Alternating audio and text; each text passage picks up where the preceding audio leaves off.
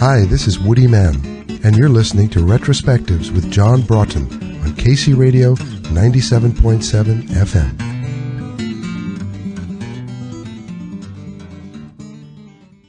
I believe you began by playing clarinet in your younger days. That's right. Yeah, that was the first instrument. I guess when I was very young, about 5, 6, 7 years old, started playing clarinet, got involved with classical music, and studied that all through my studies in high school, and went to preparatory school for clarinet, and that was my main instrument for a long time. And then I started playing guitar, but that was always on the side. It wasn't part of the schooling. And so it was kind of a running two-instrument thing, clarinet and guitar for a while.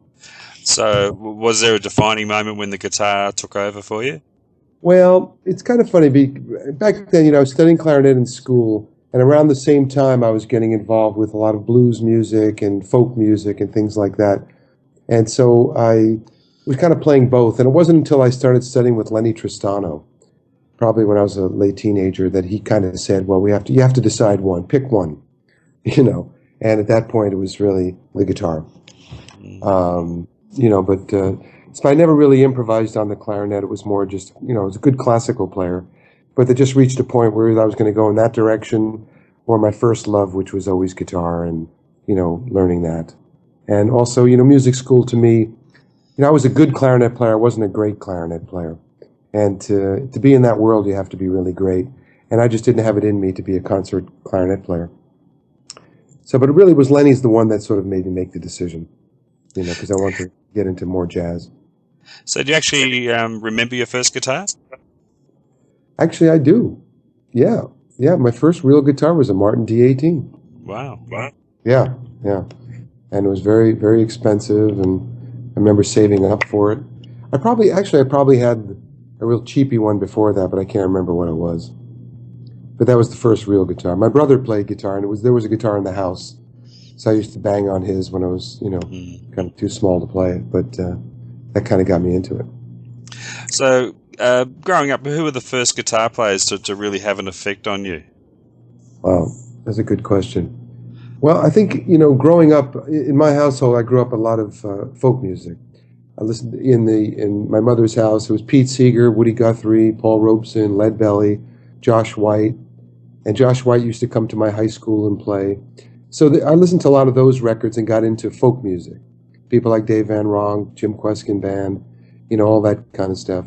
So I'd say my first real, guitar players, I listened to, Pete Seeger, Leadbelly, Woody Guthrie, Jack Elliott, like the early folk players. And it really wasn't until I discovered blues that I really discovered guitar. I remember going into a store and seeing a Blind Blake record and thinking, what is this all about? And, I was listening to some, black music growing up, because back then, folk music was really protest music. And my family was very much involved with a lot of the protests. So, Pete Seeger and a lot of those guys used to come around the house. So, so I got into people like Leadbelly and Josh White. And when I discovered Blind Blake, that's what really hit me. I bought that record kind of cold, and then just started searching out all these old blues guys, and discovered Lightning Hopkins and Robert Johnson and everything that was available. There was only a few record companies that really had any stock of blues records. And I just started searching them out. So as far as like the first really guitar player that I tried to emulate, I guess I would have to say like someone like Dave Van Ronk. Uh-huh. When I was learning folk music. Because he was the one that did some fancy picking, that kind of thing. Now, obviously, a major influence on your music and on your life, I guess, is the Reverend Gary Davis. Can you remember your first meeting with him? Oh, absolutely. It's funny you mentioned that. I'm working on the film. We're doing a documentary film on him now. Yeah, I heard about that. Yeah, that's terrific. Yeah. Actually, I'll send you the link. We did a fundraiser, and we put up a couple of the rough scenes. I'll send you a link to it so you can check it out. That'd be great. Yeah. But sure, I remember. I was looking for a guitar teacher when I was a kid, and I couldn't find one. I learned from records, and I asked people like Dave Van Ronk and Pat Sky and Phil Oakes, and they were like, I was a young kid, and they said, no, I don't have time to teach. So I really couldn't find a guitar teacher.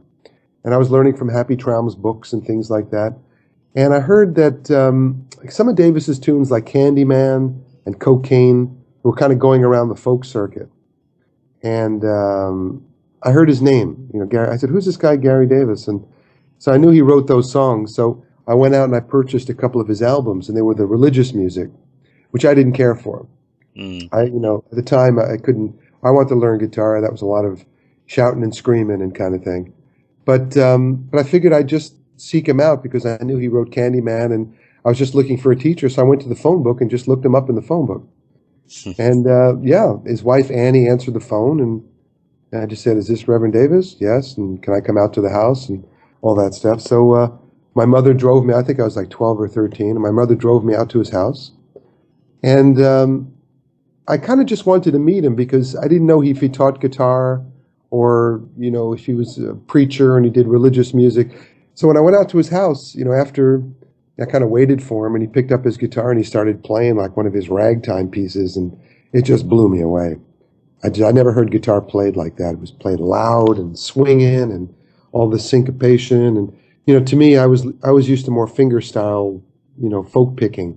But when I heard Davis, it was a whole other world of sound. And I just said, "Can I study with you?" And he said, "Yep." Simple as that. And that's it. I said, "Okay, I'll be back tomorrow." And when I went to him, I remember even saying my first lesson was like, "What do you do? What do you play?"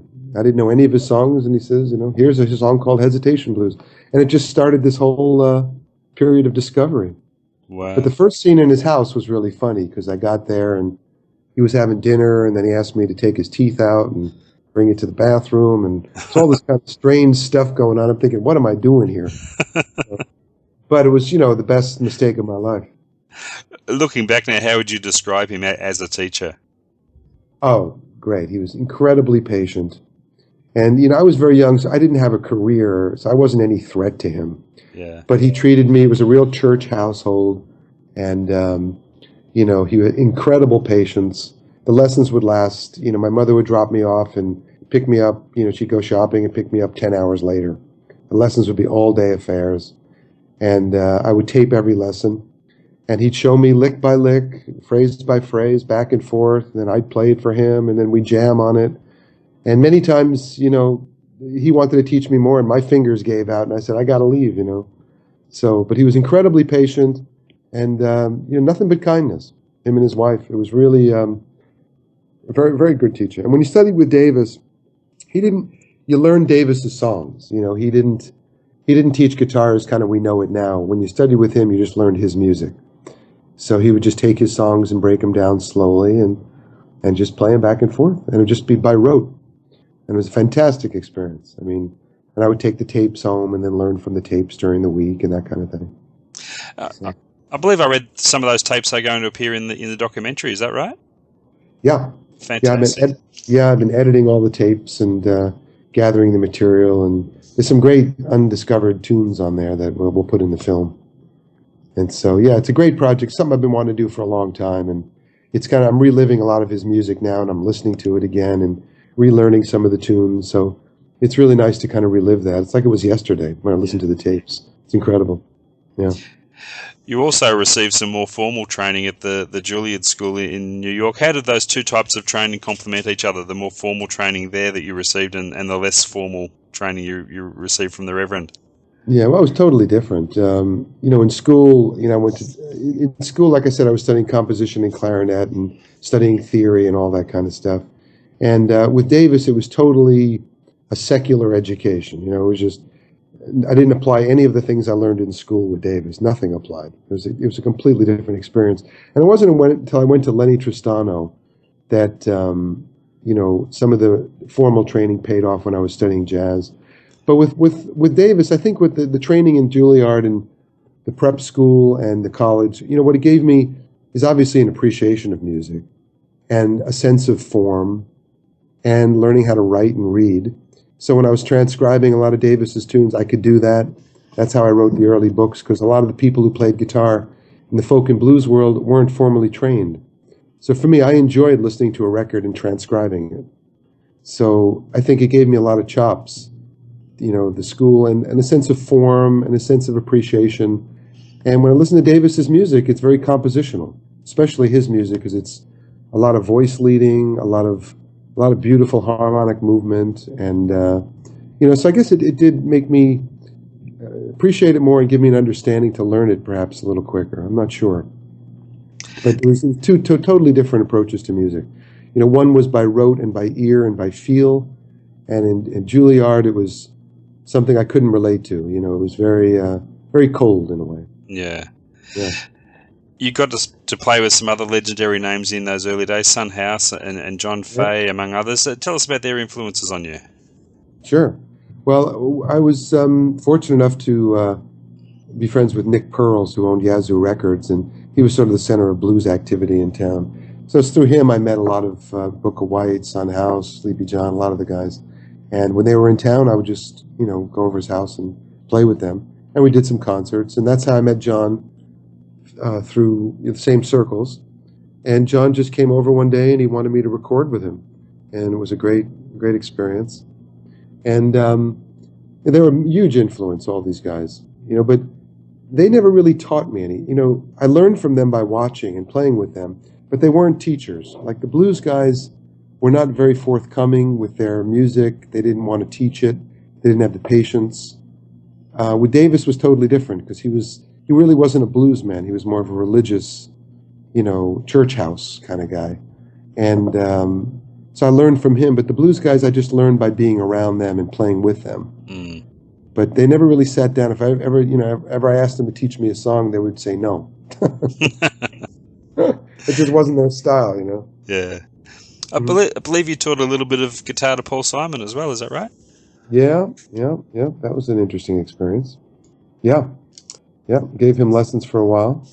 And that was very fascinating, the way he put the stuff together, and we'd work on tunes and arrange tunes and work on different voice leadings and more ideas kind of thing, not so much just straight guitar lessons per se. And he didn't teach him any songs. We worked on his songs and some of his new compositions. And it was more of an arranging kind of thing. Uh-huh. So, but it was a great experience.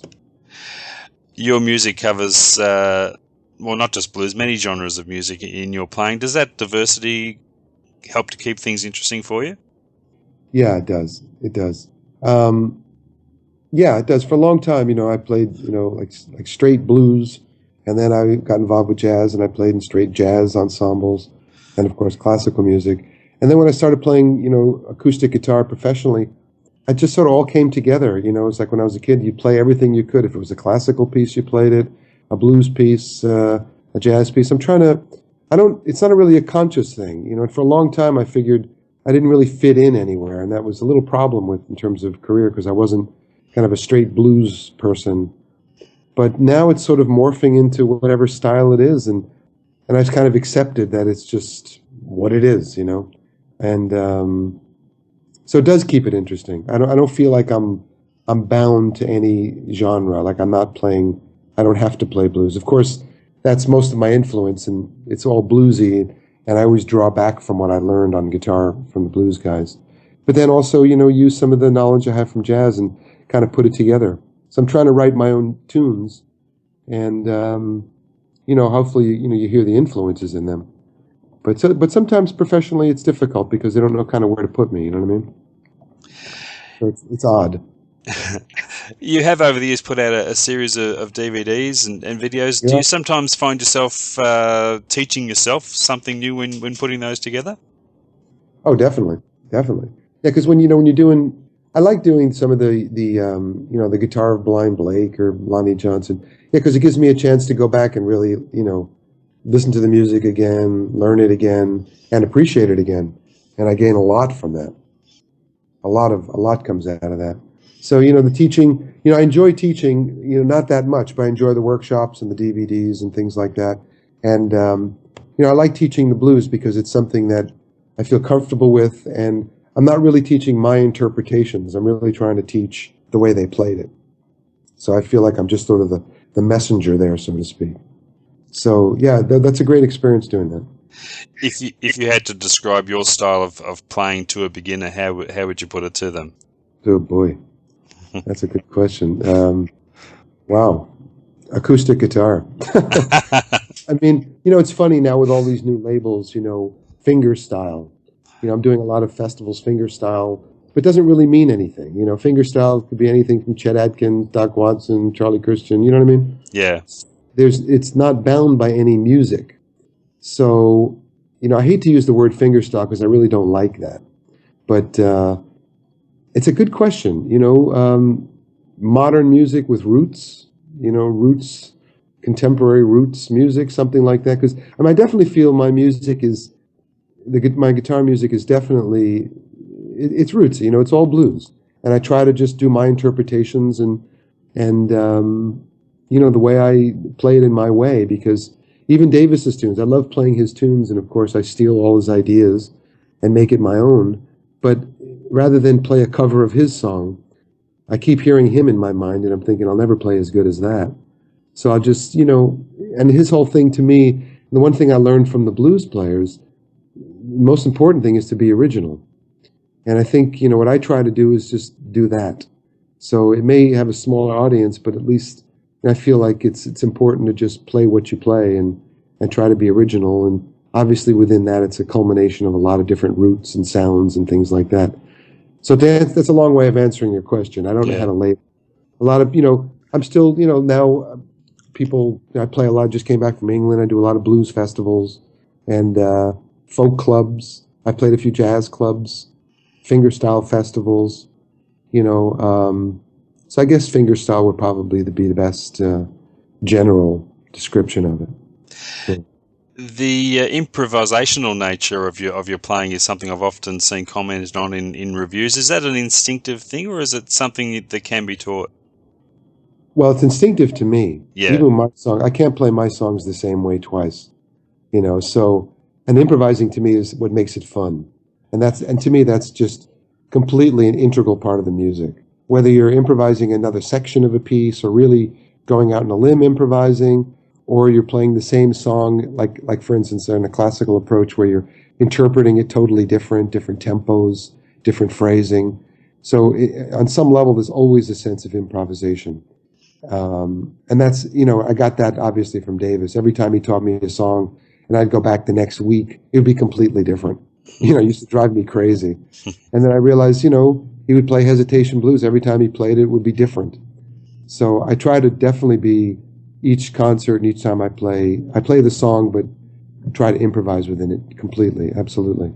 And as far as can it be taught? Yes, absolutely. I think it can be taught. And it's certainly, when I studied with Lenny Tristano, all I studied with him was improvisation, which was, more in a jazz vocabulary, but you can definitely, with blues and fingerstyle. And that's kind of the way I teach. I basically teach, blues improvisation, yeah. I noticed on your website people can have access to online guitar lessons with you on a site called breakdownway.com. How does that work? Well, yeah, I'm involved with that. I'm involved with Jorma Kaukonen, and we have I'm on his site, and they basically sign up and they download the lessons. But that's kind of fairly old, even though that's still up there. But I'm starting a new website that actually I'm just in the development stages now. Hopefully in the next few months, and it's a little different. It's going to be kind of a video exchange lesson. I have a lot of students who want to, work with me in different countries, and this is a way to stay in touch with them where they'll be able to send me a video. I'll have a library of videos like Breakdown Way, where they can, once you're in, you got access to like 100 videos, all the different styles and things. But also you'll be able to send me a video and I'll send you a video back in response. So I'll have kind of a video exchange, which is a little more personal than the Breakdown Way. So I'm really excited about this. This is something I've been working on for a couple of years. And so that's the new thing on the new site. That should be up soon. But the Breakdown Way site is interesting as well. You go on there, you simply, I have like 5 or 6 lessons, and you can watch them and learn from there. But there's no interactive kind of thing. So I'm looking to do this as kind of a personal site, just people who want to study with me and what I do, and, touch base with people all over the world. So I'm kind of excited about that. Wonderful. That sounds wonderful. Yeah, it should be really nice. Maybe some people I got a lot of emails from people in Australia. So we'll see. And it's good with the time difference because they can send me a video at their leisure and I can send it back. So we're not dealing with live time. That's right, yeah. So that's good. You've recorded and performed in collaborative situations with others, with the likes of Bob Brosman and Suzanne. Is it Suzanne Vogt? Yeah, Suzanne Vogt. Mm-hmm. How important is it to you to have these different outlets for your music, to work with other musicians at times, rather than just playing the solo role? Oh, I love it. Yeah, I mean, I love playing in small duos, trios. It's great, and it's rare to find people you can really stretch out on and have a creative situation. I mean, I sit in with a lot of people and play with various people, but Bob, it was great to play blues with.